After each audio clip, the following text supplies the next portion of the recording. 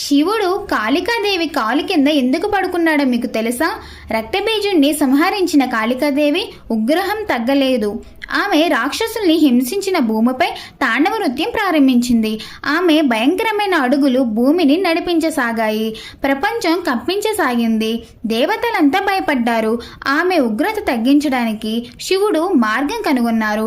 శివుడు భూమిపై పడిపోయి శాంతంగా తన తల ఆకాశం వైపుగా ఉంచారు. తాండవం చేస్తూ వెళ్ళి శివుడి ఛాతిపై అడుగు పెట్టిన వెంటనే మహాకాళికి తన ఉగ్రత ఎంత అధికమైందో అర్థమైంది.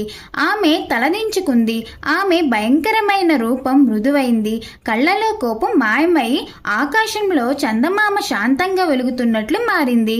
ఆమె నాలుకను లోపలికి తీసుకొని చేతులు నమస్కారం ముద్రలో ఉంచుతూ, ప్రభు, నా కోపం వల్ల లోకమే భయపడింది. నా శక్తి ధ్వంసానికి ఉపయోగపడకుండా లోకానికి శాంతిని ప్రసాదించడానికి ఉపయోగపడాలని నిశ్చయించుకుంది.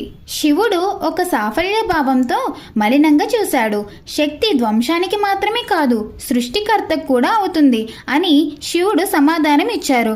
ఆమె తన తాండవం ఆపి శాంతవ రూపంలోకి, శాంతి స్వరూపంలోకి ప్రవేశించింది. ఆ స్థితిలోనే భక్తులకు అనుగ్రహాన్ని ప్రసాదించే తల్లిగా మారింది.